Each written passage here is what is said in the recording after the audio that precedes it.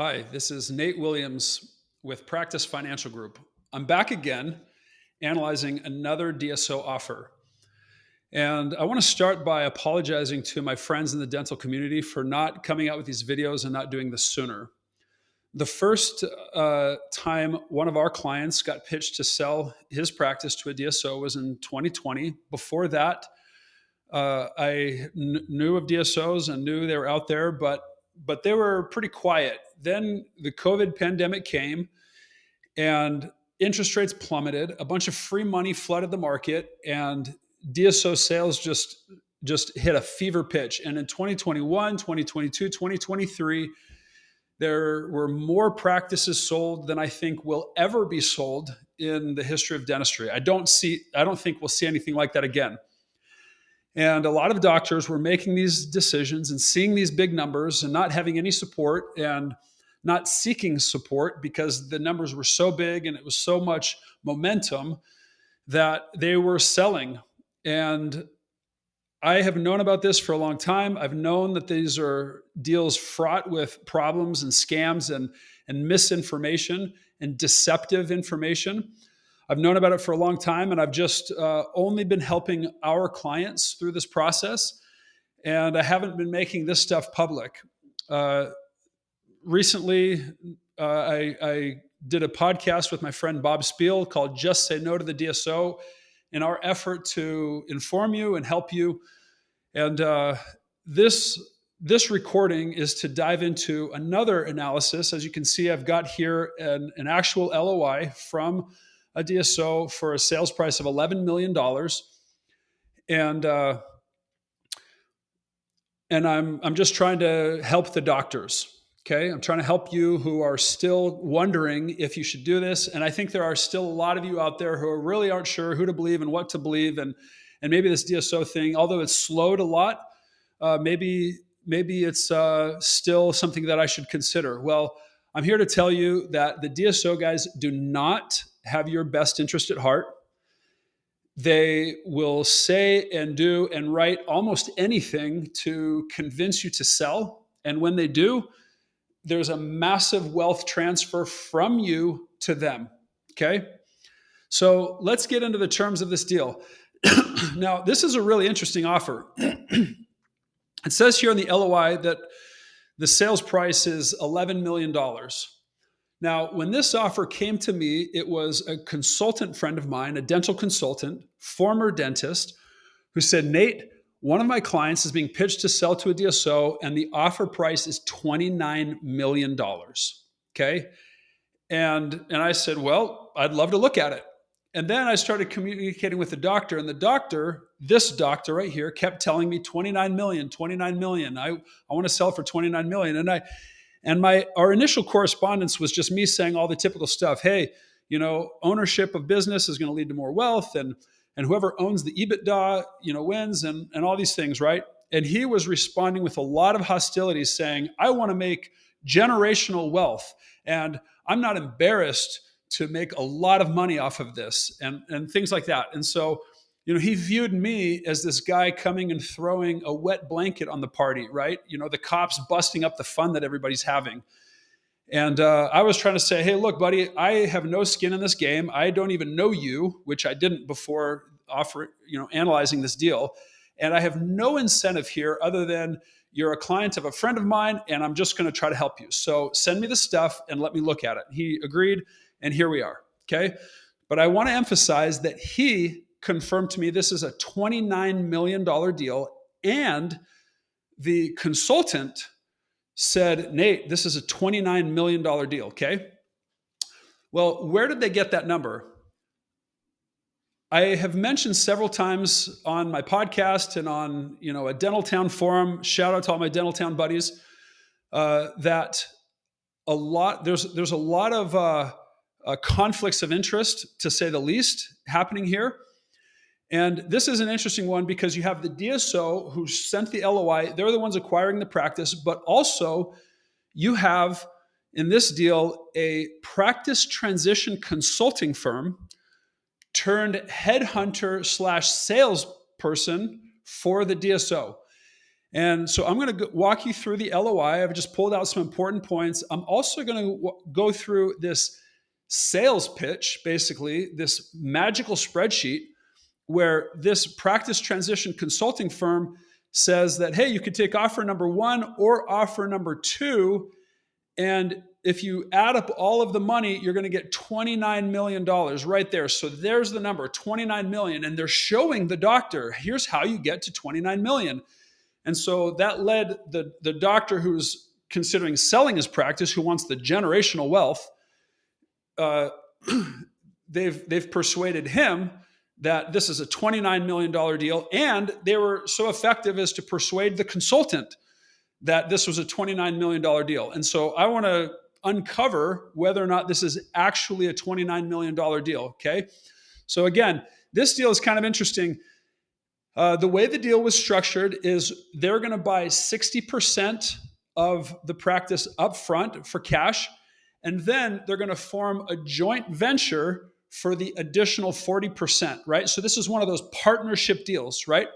And then the selling doctor who was sold 60% up front and then the joint venture for 40, he eventually would sell the remaining 40%. And he would sell that 24% of the remaining value, and then the final 16%. So 60% up front, then sell another 24%, then sell another 16%. And after all of those sales it was going to total, under this scenario, 25 million. But if he took option number 2, buying 55% of the practice, then forming a joint venture, and then forming a joint venture with the holdco and all this stuff, it would be a $29 million deal, okay? So we'll get more into this in just a minute. Let's go back to the LOI for a second, but I want you to stick this number in your mind, 29 million, because why would any fool take the $25 million offer when you could take the $29 million offer, right? And I just want to show you that this is complete garbage, absolute garbage, that he's never going to get $29 million for this practice. Never, never, never. And I've heard a lot of people throw out big numbers that doctors are getting for their practices. And this is how they're coming up with those numbers. They're putting together some bogus spreadsheet, and they're extrapolating things out. And you're going to sell for this, and there's going to be these multiples, and you're going to get 29 million, okay? So let's debunk that today. As I've said many, many times already, we already know the answer to this question, right? Because we have really smart people on the other side trying to buy this practice, and they're really hungry to buy this practice. So what does that tell us about the practice? It's a good practice and you want to own it, right? And we also know that they're entering into this deal and they fully expect to make money on this deal. Well, where is that money going to come from? It's going to come from you. So right off the bat, without even getting into the details, we already know that if this plays out, you are going to lose money on the deal. How do I know that? Because they are going to make money on the deal, and the deal is you. They're buying you and they're buying your practice, okay? So now, with having said all of that, back to the LOI. So here's the thing: cash and equity in an amount up to $11 million. Up to $11 million. Cool. And so they're going to give $6,050,000 of cash at closing. And then they're going to give equity in the non-clinical buying rollover opportunity of $4,950,000. So I just want to emphasize, and this is the same in every deal, you have no idea what this equity is actually worth. They're calling it equity of $4,950,000, but this is not a publicly traded company. There's not a public market for this. This is them just giving you shares. You don't even know what class of shares you're getting, and they're giving you shares, and they're saying it's worth $4.95 million, okay? And then the owner will have the opportunity to exchange $2,750,000 of equity in non-clinical buyer for an equity in this holdings company, okay? That's really great. Thank you so much, okay? We're gonna break that down and get into that, okay? This is really interesting. The Dental Support Organization, or DSO, will charge a subcontracting fee equal to the lesser of 5% of clinical buyer's prior month's gross revenue and capped at amount of $10,000 per month. Okay, so what services are they going to be providing? They're going to be providing accounting services, maybe some tax services. They're going to be providing Bent Erickson or Cedar or HR for Health type HR services, right? They're not going to come into the practice and manage the day-to-day. You're going to still be doing that. But they're going to be providing these at a distance HR services. And they also might be providing some marketing services as well. So $10,000 per month for all of those services. So my firm actually provides accounting and tax services and financial planning. We charge $1,400 per month. Bent Erickson charges like $300, $400 per month. HR for Health charges like $600 or $700 per month. So we're talking like $2,000, $3,000 worth of services that they're going to be charging $10,000 per month. Any one of you that accuse me of saying that I've got a financial bias against DSOs, you're wrong. I'm in the wrong business. I should get into the DSO business. I should be buying your practice and providing these support organization services. We're already doing it, but I could charge, 5, 6, 7 times as much for this. Plus, I would get the EBITDA of the practice. So that's just kind of an interesting point. The next thing is the doctor will execute a 5-year professional employment agreement as a W-2 employee. So all the tax benefits and preferential treatment for a business owner, like being able to deduct travel, your cell phone, retirement expenses, put your wife and kids on payroll, all of those things, kiss all of that goodbye, okay? Then here they break down the net monthly collections and the compensation for the selling doctor. So now you're going to turn into a W-2 employee, and here's your employment. If you collect over $105,000 a month, then you get 34.5%. Good job.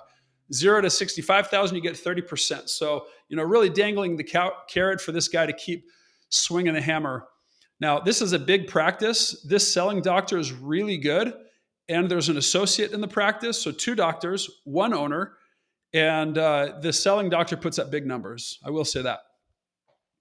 So future opportunity, the DSO, this is a point that I've been making a lot. The DSO is committed to offering the following opportunity after the closing: paying owner an amount equal to 10% of a selling practice's closing date EBITDA as a success bonus for any dental practice referred by owner that joins the DSO. Okay? So this is the DSO telling you not only if you want your equity in the DSO to be worth anything, do you have to go and recruit your friends, but also we're going to pay 10% if you go and recruit your friends and bring them along to the DSO as well. We're going to pay you a commission of 10% of that practice's EBITDA. Okay? So that's this future opportunity. This is the smartest thing that the DSOs have done. Why? Because no dentist in America is going to trust some Yahoo from New York who is going to come in and flash the private equity badge and try to buy your practice. Dentists are too smart for that, and they're very skittish and they're very untrusting of those business types, as they should be. But historically, dentists have been able to trust each other, right?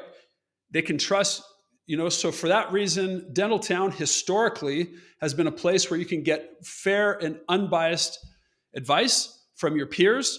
Facebook groups have formed where you can get fair and unbiased advice. Now, they have completely infiltrated the ranks. There are moles everywhere, right? Secret agents, so to speak. And I'm not trying to scare you, but it's right here in black and white. They're paying you to sell out your friends or to sell your friends' practices to the DSO. Or your friend who's telling you, yeah, this DSO is so awesome. Not only does that friend have a non-disparagement contract that he's signed where they'll legally sue him if he says anything bad, but also the friend is getting paid to tell everybody how awesome this is. There it is. If you don't believe me, read it right there. Check this out. The restrictive covenant. They're saying a 5-year, 50-mile restrictive covenant. 50-mile radius. So these guys are saying, get the hell out of here. If you ever want to leave the DSO, you can't go anywhere in here for 5 years. This is really interesting. In non-clinical services, so if you go and you try to set up a practice, this is if you just go and act as a dentist for even a competing practice within 50 miles, can't do it. But if you do non-clinical service, meaning you set up a practice 5 years after closing anywhere in the United States of America. So these guys are saying, if you want to set up another practice, you literally have to go to Mexico or Canada or, somewhere out of the United States of America. That's a pretty significant restrictive covenant. When I see crap like this, it makes me want to cheer for the FTC and their new ruling and hope it goes under. Not that I want the government involved in contracts like this, but you can see abusive restrictive covenants and what bullcrap these are. And you can see why a lot of people think that this is bullcrap and it's not fair, and we need the FTC to come in and say this is not valid. So that's an interesting, different topic. I'll see how that plays out. Here's their exclusivity clause. You see these in every one of these deals where if you're doing this deal with us, you can't talk to anybody else. They try to scare you. Now, there's no way for them to enforce that, right? But, and in case you didn't know that, there isn't any way for them to enforce that. But they want to scare you into thinking you can only talk to them, and if not, you're breaking this exclusivity clause. Okay. So that's this LOI, just some really interesting and telling tidbits in the LOI as we would expect. So here is the sales pitch from the practice transition company. So for a long time, I've actually been an advocate for practice transition brokers. Practice transition brokers get a bad rap in the dental community because they charge a lot, 6 to 10% of the sales price. And dentists look at it and they think, what are you actually even doing for me? I actually think a good, honest practice transition broker is worth a lot of money to a selling doctor and to a buying doctor, just allowing that transition to go. Anyway, so historically, I've been a fan of practice transition brokers. However, practice transition brokers, many of them, not all of them, but many of them saw the opportunity with these DSOs and jumped on the bandwagon and became DSO henchmen. And they're getting paid a lot more money from DSOs than they ever were trying to broker practices doctor to doctor. Selling practices to DSOs is way easier for them. It's larger dollars, and it's just a huge boon to them. So a lot of practice transition brokers have sold out, and the ones who try to pretend that they're agnostic, you can sell to a DSO or you don't have to, those guys are bullcrap, right? No, selling to a DSO is not a good deal. But let's break down this practice transition broker deal. I want to start by just calling out one of the clear pieces of BS in this deal. I'm going to jump to page 2 and highlight this $29 million, right? This is an $11 million price, which is the $6 million, 50,000 cash, and then the rest in DSO equity, whatever that's worth. It's worth whatever they say it's worth. But check this out. Down here at the bottom, they say the DSO projects the next recap to occur in 3 to 5 years at a 15 times EBITDA multiple. Okay, let's stop right there.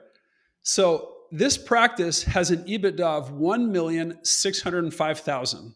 Okay, so they're saying they're going to get a 15 times EBITDA multiple. So doctor, you sell to us today, and in the future, we're going to get a 15 times EBITDA multiple on this practice, and you're going to profit from that, right? You're going to get all of that money or your share of that money. So here, let's do the math on that, okay? So here's the EBITDA, $1,605,000. Here's the monthly EBITDA, okay? So this is the monthly cash flow to the DSO, or whoever owns this practice. This is the monthly cash flow to the owner of the practice. It excludes all of the overhead, including the doctor compensation for paying the doctors to work in the practice. So if I come in and buy this practice, I'm looking at this saying, maybe I could get this EBITDA. So a 15 times EBITDA multiple would be $24 million. So what they're saying is we're going to sell this practice for $24 million in the future, okay? And that's just the EBITDA times 15. No rocket science here. So let's look at the debt service of that, okay? So if they were to actually do that, how much would it cost the DSO in debt service? Because the DSOs are buying these practices with debt. How much would it cost them in monthly debt service to buy it? So let's assume they get a 5.5% in rate on their loan. And let's say they pay that loan over 120 months. The monthly debt service on a $24 million practice is $261,000. So the monthly cash flow for whoever buys this practice at 15 times EBITDA is negative $127,000 per month. Now, how stupid do you think that they think whoever is going to buy this in the future is? Who in their right mind is going to pay 15 times EBITDA for a practice and get a practice, any practice, but particularly one this size, and sign themselves up for a monthly debt service of $261,000, where they're only getting $133,000 of cash flow, and they're going to get a negative $127,000. How stupid do they think people are? And how stupid do they think you are, doctor, for having that? It's right here in black and white. We're going to get a 15 times EBITDA multiple. How stupid do they think you are that you're going to buy that and think, oh my gosh, there's going to be this amazing recap event, and it's going to be 3 to 5, a 15 times multiple. So yeah, the audacity of these jackasses to throw stuff in here like this. And this is just all salesmanship. Hey, in the future, you're going to get this amazing recap event, right? And this BS recap is part of the $29 million sales price. So I just wanted to emphasize that and just tell you that it's total bullcrap what this all is. But it's all salesmanship just to convince the doctor and to make the doctor think that he's going to get generational wealth, and he's going to get $29 million. Not true. So let's get further into the weeds, okay? So this is the Practice Transition Brokers objective, independent, expert analysis. So check this out. So here's the net revenue of the practice, and I verified this. Here's the EBITDA. I verified this with the financial statements. This is a big practice, very profitable. I can see why they want it. Check this out. This is the debt service, $470,000 per month. So $470,000 per month is the monthly debt service on $6.7 million amortized over 15 years. So they're subtracting the debt service to get the EBITDA post-debt right here. Then they're subtracting their management fee, which the management fee should say only $120,000, to get this distributable income if joint venture. So this is the amount of money that is going to be split for the profits. Remember, this is one of those partnership deals that are so awesome. We're not going to buy your whole practice. We're going to partner with you, right? So they're going to buy the practice, and they're going to have you, in this case, they're going to have the selling doctor pay for the debt service on top of the selling doctor paying this astronomical management fee. Now, the practice transition firm didn't read the fine print and read that this is capped at $10,000 per month. So this should be minus $120,000. Just poor analysis on their part, but that's to be expected because they're a bunch of jackasses. But the thing that I want to emphasize, this is so ridiculous. It'd be like me buying your house. I'm going to come to you and I'm going to buy your house, and I'm going to go and get a loan to buy your house. But then after I buy your house, I'm going to have you pay for the loan on the house that I just bought for you. Does that make sense? But that's exactly what's happening here. You can't even make this stuff up. So here's where they come up with their $29 million. They've got this $6 million up front.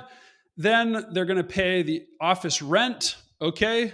Then doctor's chairside wages. This is him. This was a big producer. I told you this guy is a big producer. And so he's going to get a lot of money, chairside wages. And then he's going to get the joint venture distributions, right? This 385,000 is 40% of this 964,000 up here. So that's what he's going to get. And then he's going to get that for, in year 0. And then in year 1, he's going to get that. In year 2, he's going to get that. And then there's going to be this recap event where he's going to sell an additional 24% of the original practice, right? And he's going to get cash from that sale. And then and once he gets that, I guess he stops getting these joint venture distributions.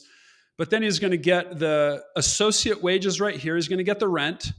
And then in year 5, he's going to get the converted,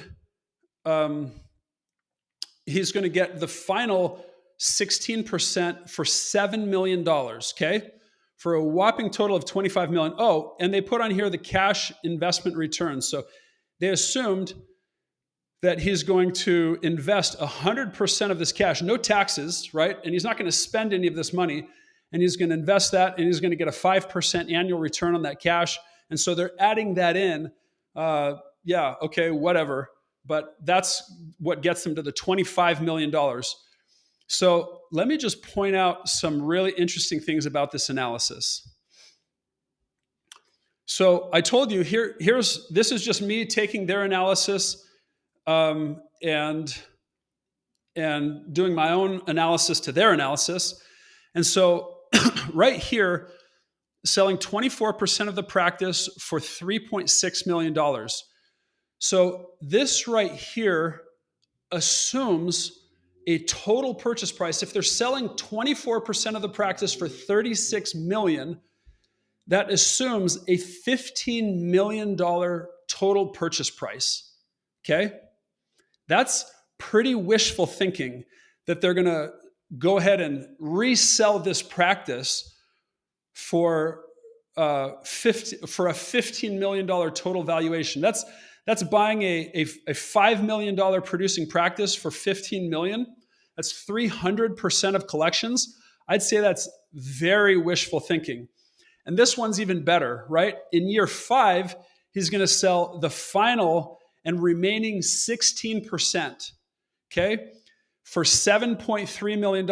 I'm not making this stuff up. This is coming right off of their analysis. There it is. Year 5, you're going to sell the remaining 16% of the practice for $7.2 million. So that assumes a $45 million sales price for this practice. I want you to just pause and let that sink in. What they're telling this doctor is that we're going to buy 60% of your practice. And then, because we're so amazing, doctor, there are going to be these recap events. And there's going to be a recap event at year 2, and there's going to be another recap event at year 5. And you're going to get, for the remaining 40%, you're going to get 3.6 and 7.2 million. Okay? Well, let's just take some common sense. That assumes in year 5 that they're going to sell this practice that in year 5 is collecting 5.8 million for $45 million. How many of you think that a practice is actually going to sell for $45 million?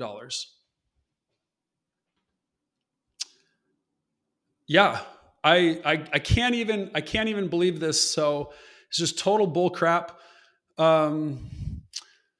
This was my own cash flow analysis. If the doctor sells, I think that he was going to get in the 5 years, he's going to get 12 million, not 25, or definitely not 29 million, but he's going to get 12 million.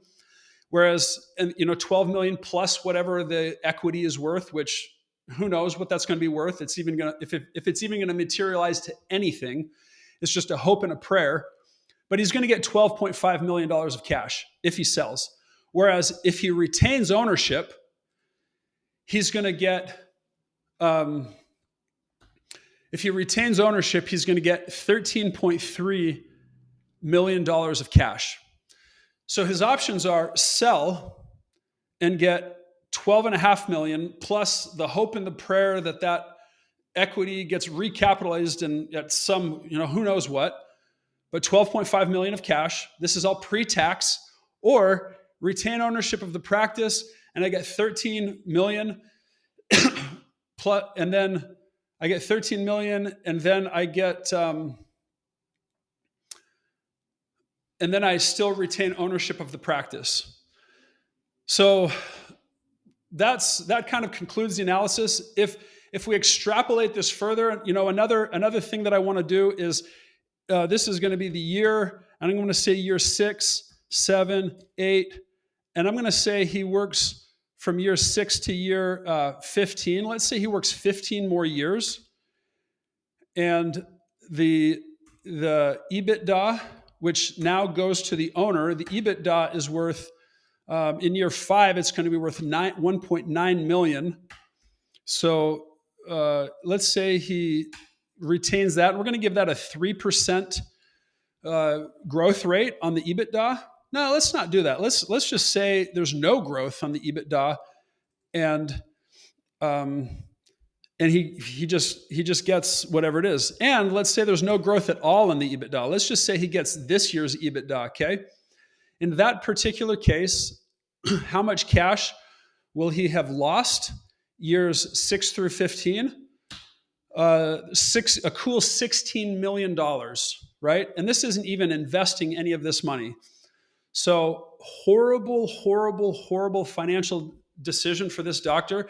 And this is why I've been calling doctors selling their practices to DSO the largest heist in American business, or one of the largest heists in American business, because they're literally tricking doctors out of the EBITDA and the control of their practice and the control of themselves and their careers. And this is also why I've been saying that this is a massive wealth transfer from the formerly owning doctors to the DSO people. So if you're thinking about selling your practice, just say no to the DSO. Do not do it. It's a total scam. And if you have already sold your practice, I don't know what to tell you. You very, very likely made the worst financial decision of your life, and I don't know what to tell you. And if you're in the business of trying to persuade doctors to sell their practices and you're working for these DSOs, I don't know what to tell you either. I would hope that you can go and get a different profession so that you can look yourself in the mirror and you can go to sleep at night. So I'm going to end here. It's long enough. I hope this is helpful. Take care.